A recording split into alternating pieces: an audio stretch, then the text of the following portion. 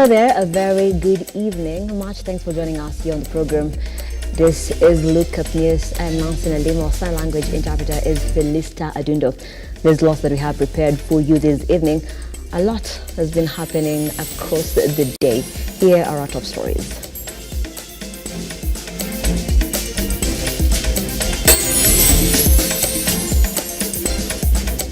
Tonight on Lookuptv News. Death toll from flooding nears 200 as rains continue pounding various parts of the country. 149 MPs vote in support of impeachment motion against CS Linturi, paving way for the select committee to investigate the embattled agriculture CS. And President William RUTO promotes Lieutenant Charles Kahariri to the rank of general and subsequently appointing him Chief of Defense Forces, succeeding the late General Francis Ogola.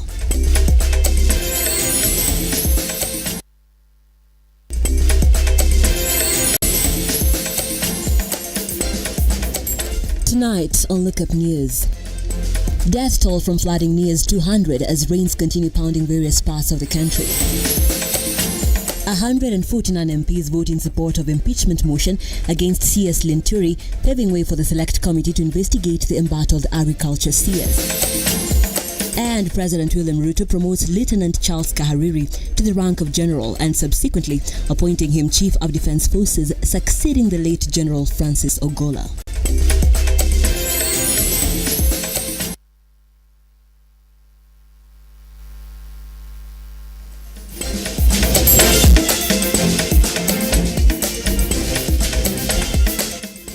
Once more, welcome to the broadcast, and so we begin. The hashtag is Lookuptv News at Lookuptv across all our social media platforms, on Facebook, on X, and on our YouTube channel.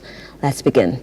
The death toll in the Mai Mahiu flash floods disaster now stands at 56 and has risen to 50 as the rescue activities entered the fourth day. NYS officers, in collaboration with Red Cross officials, spent the better part of the day combing through the bushes and rubble with various families unaware of their kin's whereabouts. Abi Kadenye with more. For the fourth day now, the search for 69 Kenyans whose whereabouts remain unknown following the deadly flash flood in Mai Mahiu in Nakuru County have continued. NYS soldiers have now taken the lead to search for survivors and bodies of Kenyans trapped in this mud, in the hopes of retrieving more survivors.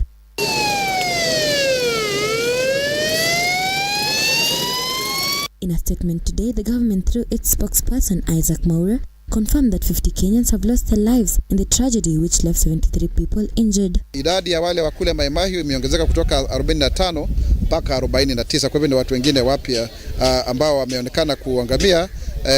Idadi mpya kumradhi ni watu wengine wanne, na sio mambo ambayo matukio ambayo tunafaa kuja ni kama tunasifia tukiweza kufanya hii ripoti. La hasha, sisi kama wa Kenya tunafaa kujisitiri, tuwasaidie wenzetu.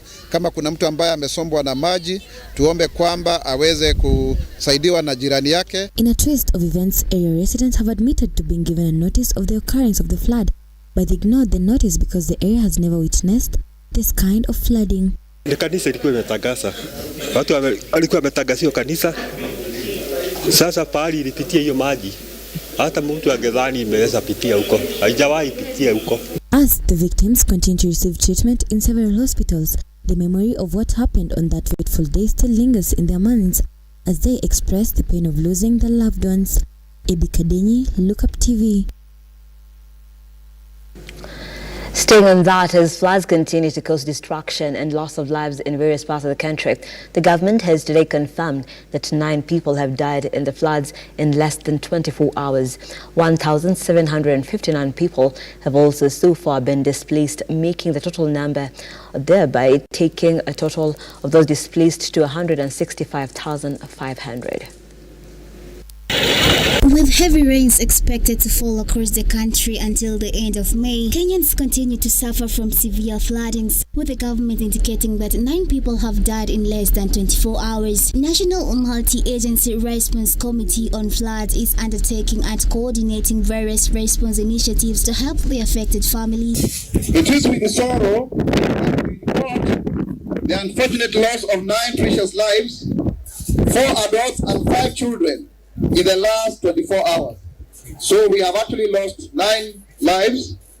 1 adult in Makueni County, 1 child in Nakuru County, 1 adult in Nandi County, 1 child in Bomet County, 1 child and adult in Narok County, 2 children in Wasigishu County, and 1 adult in Homa Bay County. The county government of Kirinyaga has deployed additional machinery and manpower to drain water from areas marooned by floods. At the same time, a joint disaster preparedness and response committee comprising of national and county government officials have also been formed to coordinate response interventions to deal with floods and other emergencies arising from heavy rains in the county. To identify areas which potentially may have the danger of landslides.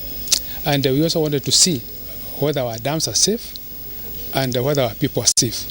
And we've done that. In a bid to mitigate the effects of climate change that has led to flooding in most parts of Moya irrigation scheme, residents of Moya have taken the initiative of planting trees at Murunduko Hill Forest as a way of conserving the environment. Njukuini Forest Station Manager Albanas Katiwa said that the target is to fill the hill forest with 10,000 tree seedlings in an initiative for environment planting that will target 10 hectares. Ya kupanda 10,000 seedlings within the mountain, within the hill, tukifanya kitu inaitwa enrichment planting. Kwa sababu bila unaona hii msitu hakuna activity inaendelea ndani, but ile miti mzuri yote ni kama ilitolewa kitambo, imebaki slabs. That's why we are doing now enrichment planting, tukiweka the valuable trees zile zinaweza kuwa kubwa. So target yetu kwa hii mlima ni 10,000 seedlings. Tupande kitu 10 hectares. 40 guests and several staff members in Masai Mara Game Reserve have been rescued after River Talek overflowed. Confirming the incident, Narok County Governor Patrick Ntutu has indicated that there was no casualties, adding that 9 camps in the county have been affected by rains. Tuliweza kuokoa wageni ambao walikuwa wako kwa hizi makams karibu 40 na wote wako sawa. Hatujapata vivo yoyote. Shamila Baraza, Lookuptv. Still on that, Deputy President Rigathi Gachagua has assured Garissa County residents that the government is working on long-term interventions to the perennial floods in the region. Speaking on Thursday at Hugo Primary School in Garissa Town, where he visited and comforted hundreds of residents displaced by floods in the county, Gachagua said he will meet with all the leaders from the region to work on short-term as well as long-term intervening measures.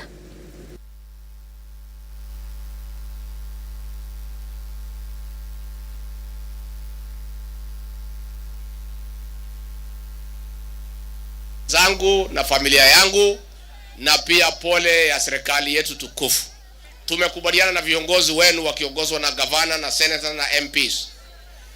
Wiki ijayo tutakuwa na mkutano Nairobi, mkutano wa faragha kujadiliana kikamilifu vile tutatatua hizi shida zinakuja kila mwaka wakati wa mvua.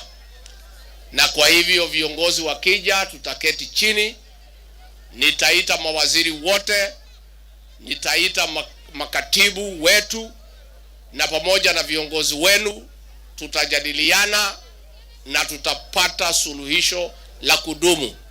Ndio tukue atufiki hapa kila mwaka kwa mambo ya kupeana chakula na mambo ya watu kutafutiwa pahali ya kulala. Mwaka jana nilipokuja hapa nilitangaza ya kwamba tunajenga upya kwa sababu wao wananchi waliomba kwamba tunataka daraja mpya ya kujenga kwa sehemu hii ya Garissa Bridge. Na sasa niko na habari njema ya kwamba mwanakandarasi wa kutengeneza barabara hiyo ama hiyo daraja amekuja tayari, ako area. Kazi yake sasa itaanza hivi karibuni baada ya hii mafuriko.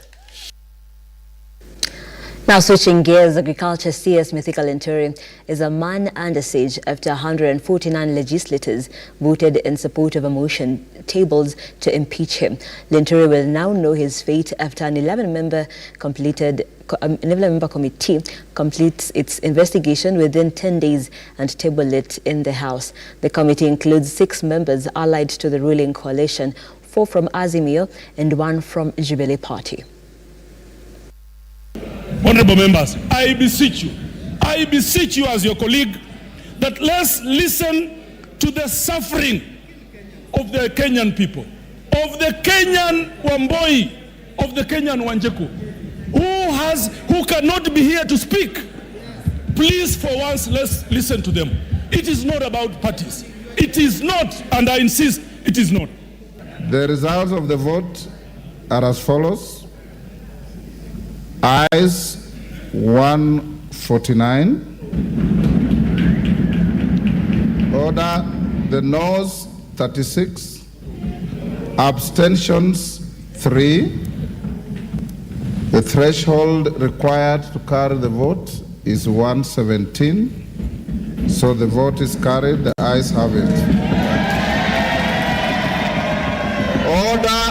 Honorable Speaker, if you read through Standing Order 64 to 66 of our standing orders, you will realize that the Honorable Wamboka's motion falls flat and contra our standing orders and also the Constitution, Honorable Speaker. Has the mover of this motion, Honorable Jack Wamboka, created or shown us that nexus between the person being removed from office as Cabinet Secretary and the alleged grounds of removal? And the straight answer, Honorable Speaker, is none. Honorable Speaker, the appointing authority, who is the President of the Republic of Kenya, should have taken the action, the most logical action, and fired Honorable Linturi. But because both Linturi and the President have failed to do what the Constitution requires them to do, this House has got a duty, therefore, under the Constitution. Right, and following that story, for the very first time, Kenya could be looking at a cabinet secretary being impeached under the 2010 Constitution. And so let's quickly take a look at what exactly constitutes the cabinet. Obviously, the president, the vice president, and the cabinet itself. So meaning the cabinet secretaries. And a cabinet secretary cannot be a member of parliament and is appointed by the president, assumes office by a swearing-in ceremony where he affirms of faithfulness to the people and to the Republic of Kenya.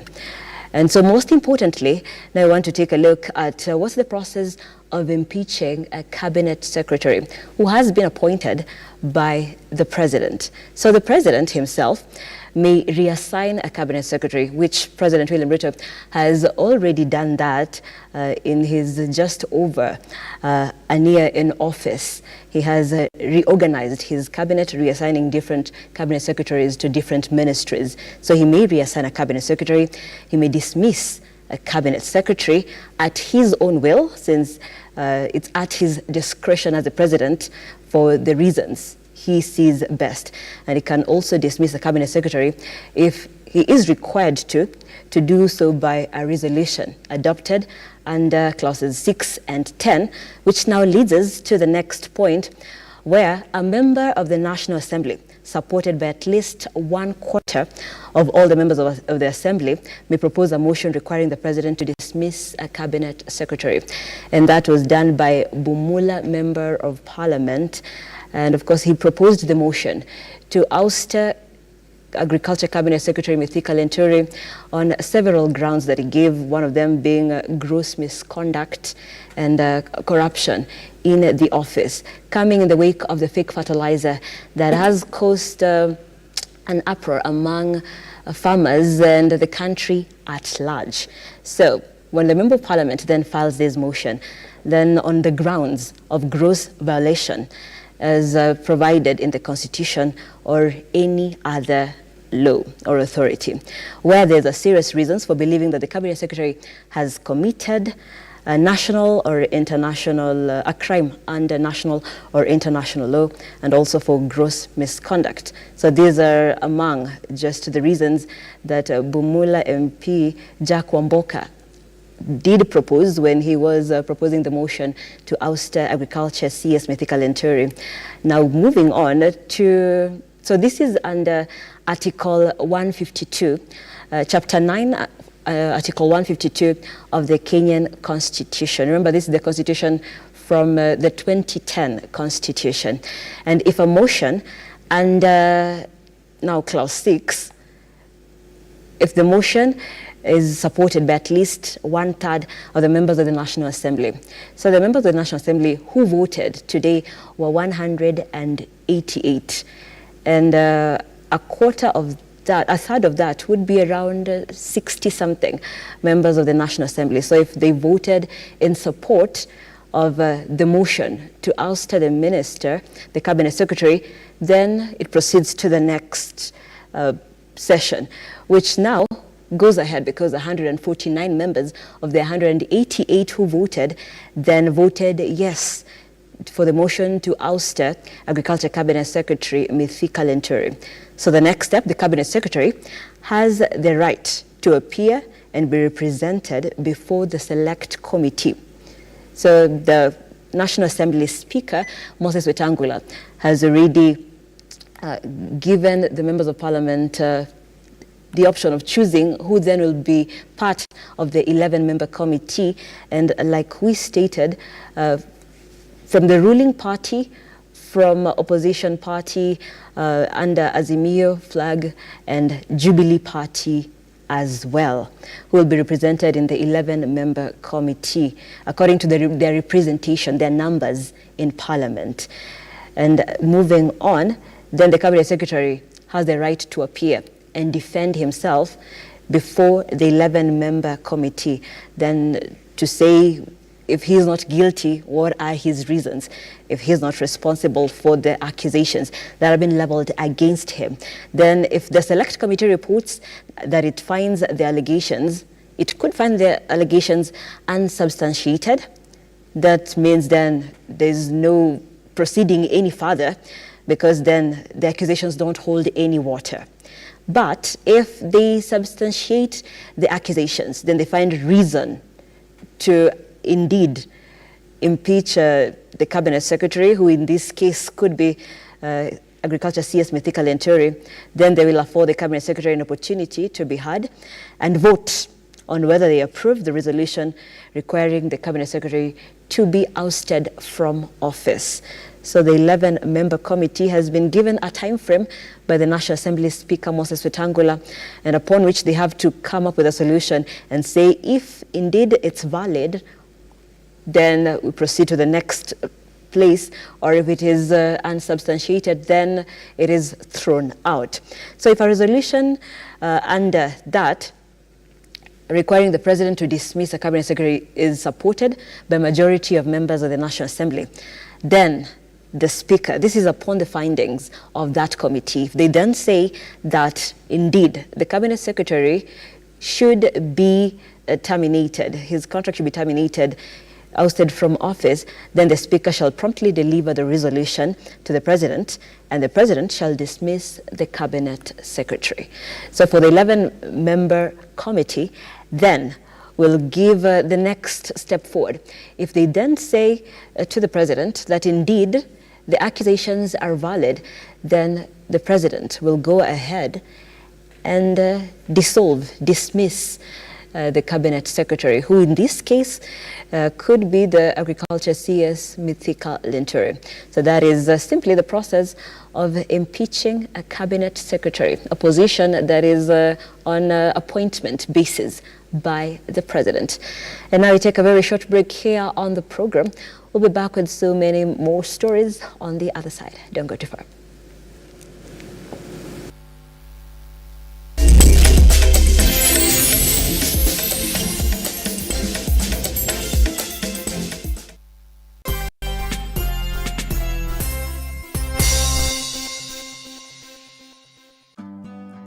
Next on Ukulima ni Mali.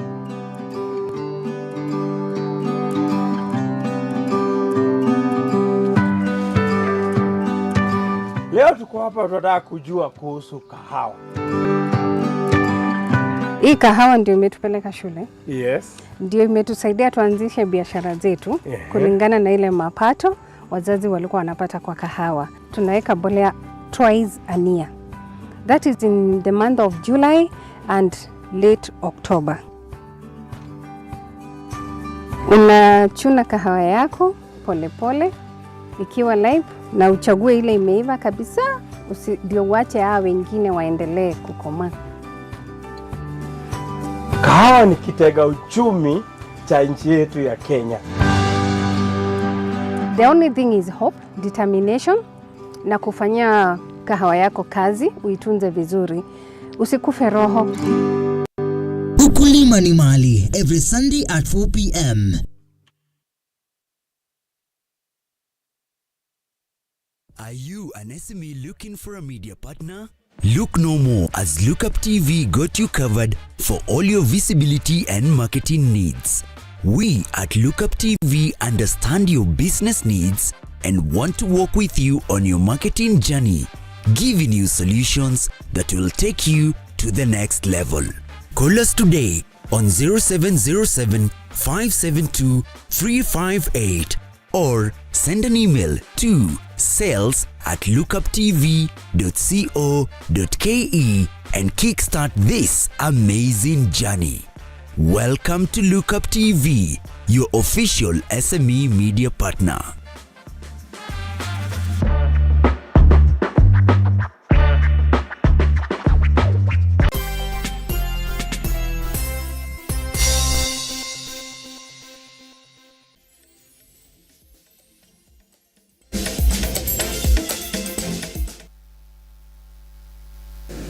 Welcome back. Thank you so much for staying with Lookup TV. I'm Nancy Nalimo. Sign language interpreter is Felista Adundo. Moving on, President William Ruto, the Commander-in-Chief of the Defense Forces, has promoted Lieutenant General Charles Muriu Kahariri to the rank of General and appointed him the new Chief of Defense Forces, CDF. President Ruto has also promoted Major General John Muragavai Ornenda to the rank of Lieutenant General and appointed him Vice Chief of the Defense Forces. Lieutenant General John Muragavai Ornenda was a Kenya Air Force commander prior to the appointment. Martin Masharia with more. Barely 2 weeks after the late General Francis Ogola was laid to rest, President William Ruto has today promoted Vice Chief of Defense Forces Lieutenant Charles Muriu Kahariri to the rank of General and appointed him as Chief Defense Forces, succeeding the late General Francis Ogola. I, Charles Muriu Kahariri. The promotion sees Kahariri ascend to the prestigious rank of Foster General, the highest rank within Kenya's military hierarchy, aside from the exclusive 5-star rank reserved solely for the President of the Republic of Kenya. The appointment of Kahariri to the helm of the Defense Forces is coupled with the promotion and designation of Kenya Air Force Commander Major General John Omenda to the role of Vice Chief of the Defense Forces. The Defense Council, chaired by Defense Cabinet Secretary Aiden Duale, convened to finalize these pivotal appointments, marking a strategic maneuver to ensure continuity and effective command within Kenya's armed forces. For Kahariri, his elevation to Chief Defense Forces represents a stroke of fortune, considering a traditional trajectory within the military where previous service as a service commander was a prerequisite for such a high-ranking position. Despite not having served as a service commander, Kahariri's extensive experience, including his tenure as Deputy Commander of the Kenyan Navy and subsequent posting of a defense college, evidently solidified his credentials for the esteemed role. Attaining the rank of General signifies the pinnacle of achievement in the military domain, with statistics worldwide indicating that only a minute fraction, approximately 1% of cadets, are sent to this revered position. I now call upon Lieutenant General Charles Muriu Kahariri, Vice Chief of Defense Forces. Ruto has also posted Major General Fatuma Gaiti Ahmed to the Kenya Air Force and appointed her commander, and also posted Major General Paul Owor Otieno to the Kenya Navy and appointed him commander. On the advice of the Defense Council, chaired by the Defense Cabinet Secretary Aiden Duale, President Ruto has upheld the Council's recommendations and made the following promotions, posting and appointments of KDF officers. Major General Thomas Njoroge Nganga has been posted to National Defense University and appointed Deputy Vice Chancellor of Administration and Finance.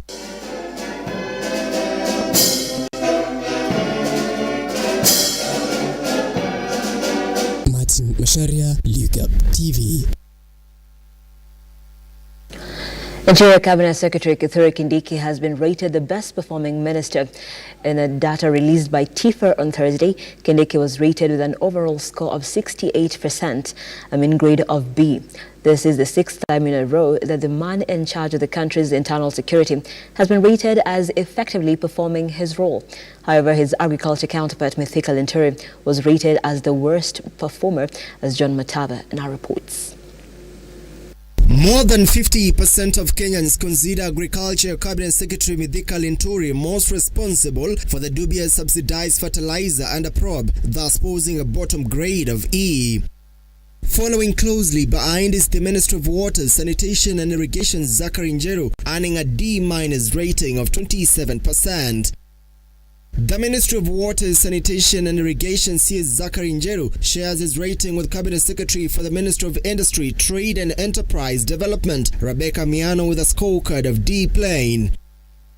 Florence Bore, the CS for Labor and Social Protection, also received a D- rating with 31% approval, while Energy and Petroleum CS Davis Chirichir obtained a similar rating with 33% of the votes. Transport Cabinet Secretary Kipchumba Murkomen and Lands and Housing Cabinet Secretary Halis Waome managed a D+ rating. Meanwhile, Gender CS Aisha Jumwa, Environment and Forestry CS Soipan Tuya, Mining CS Salim Voria, Simon Chilagui Cabinet Secretary for Cooperatives Development, Alfred Mutua CS for Tourism and Wildlife, Susan Nahumiche Cabinet Secretary for Health, Juguna Ndungu Cabinet Secretary for Treasury, Penina Malonza all received a D plain rating. Linturi's poor rating comes amid mounting pressure on him. Recently, 110 MPs signed a petition calling him for dismissal over gross misconduct, mismanagement of resources and violation of the Constitution. John Matava, Lookuptv.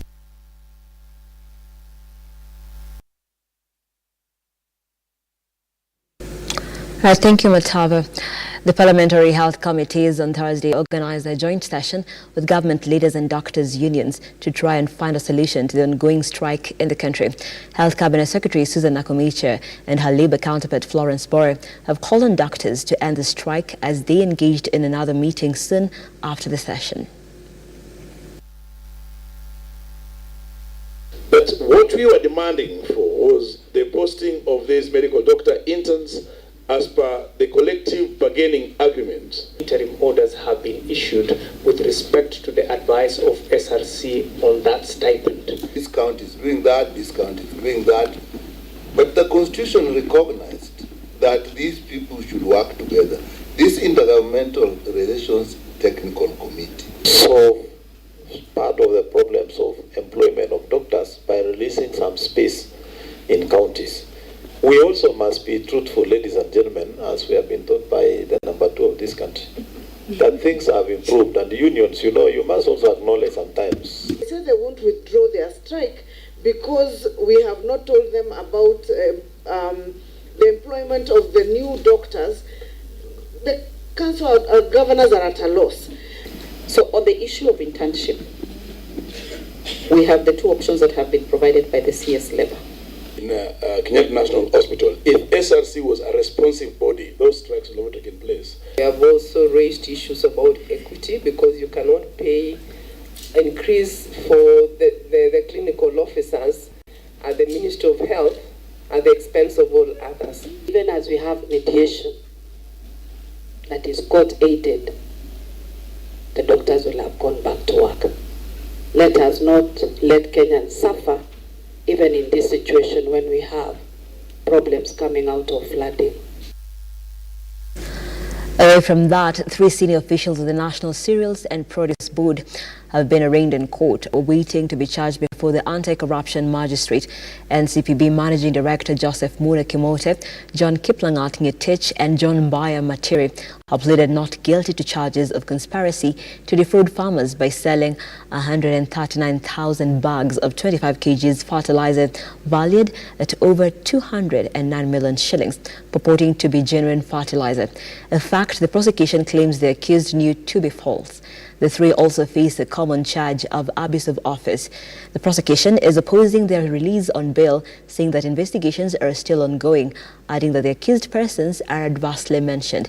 Katwa Kagan, Danstan Omari, Sam Nyaberi, Shadrach Wamboy are among the lawyers representing the 3 accused persons, and they say they will object to the application by the prosecution.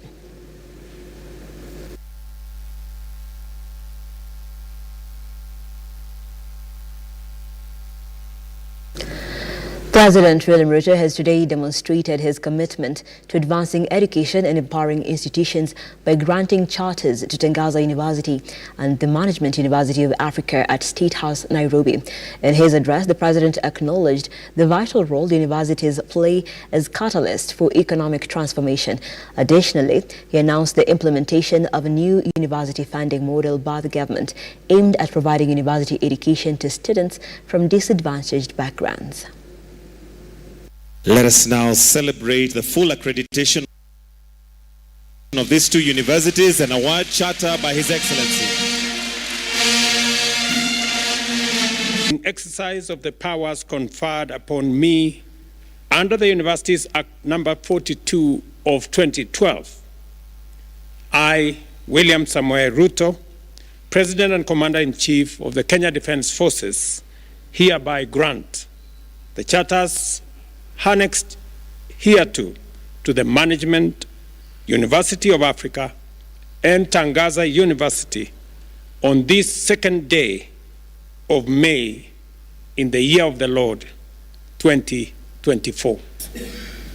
Let us embrace this journey with pride and optimism, committing to a future where education is valued from early childhood to university, driven by competence-based education, innovation, and inclusivity. There is one asset we have as a nation.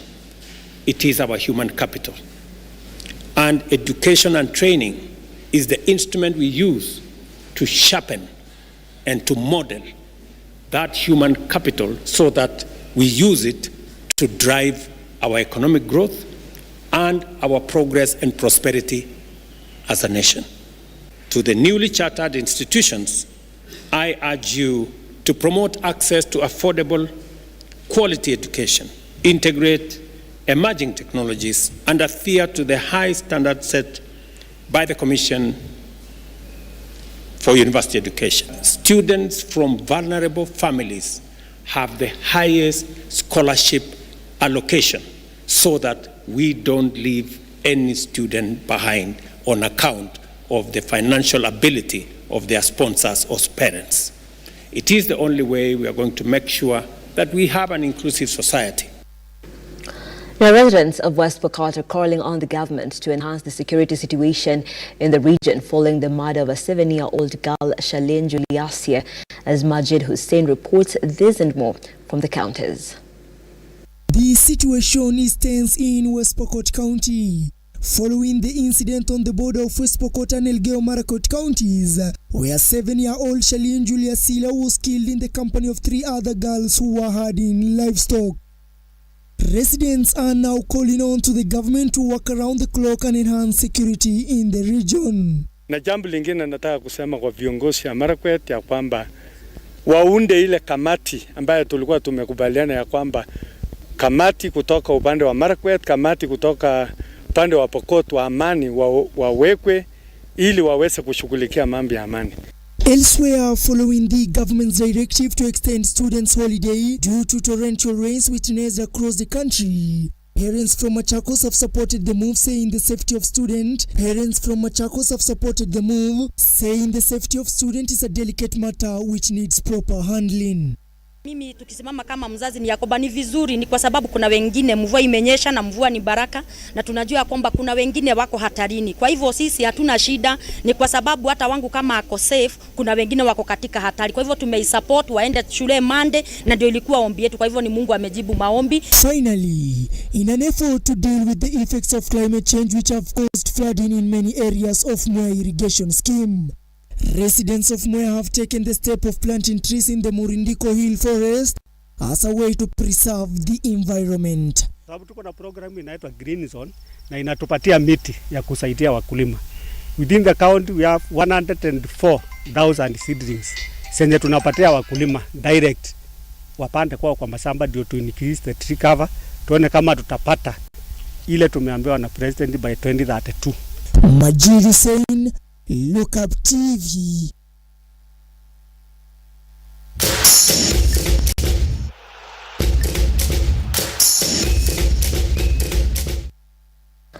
Time now to get sporty. The FKF Women's Cup gears up for the semi-final stage set to commence on Saturday, May 4th at Endora Stadium. Zetex Sparks and Kibra Suka ladies will lock horns at 12 p.m. with the Kenya Police Bullets taking on Ulinzi Starlets at 3 p.m.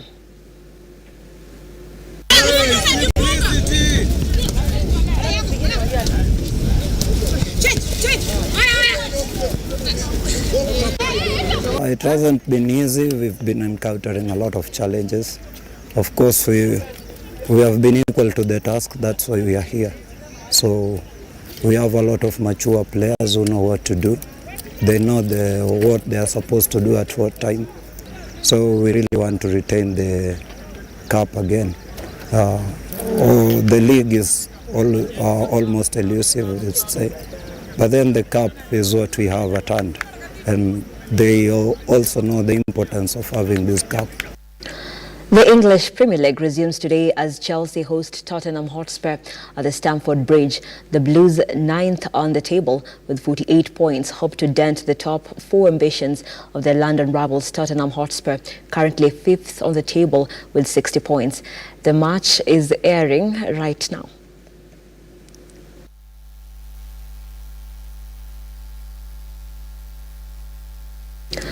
The Europa League resumes with the first leg semi-final matches set to be played tonight. Newly crowned German champions Bayer Leverkusen to battle it out with AS Roma in a juggernaut match at the Stadio Olimpico, while Olympique Marseille are set to match up against Atalanta. Both matches are scheduled for 10 p.m.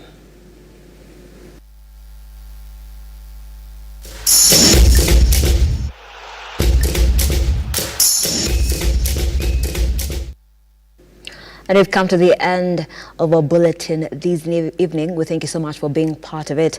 Let me sample just a few of your feedback across Facebook.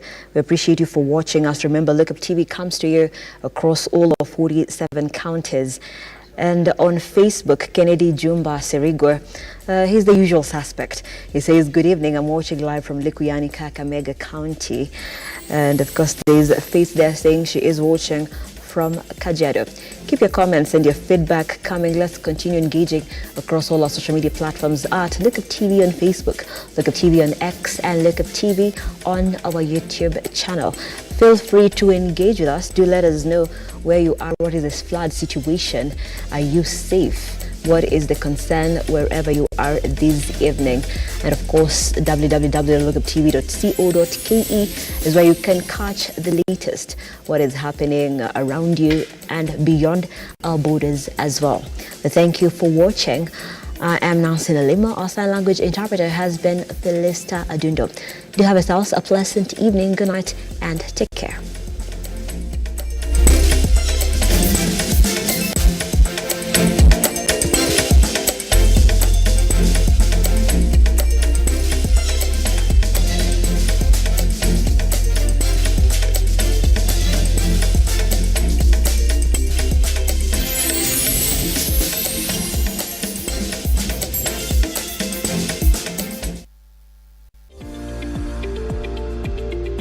We value your feedback and welcome your complaints about our program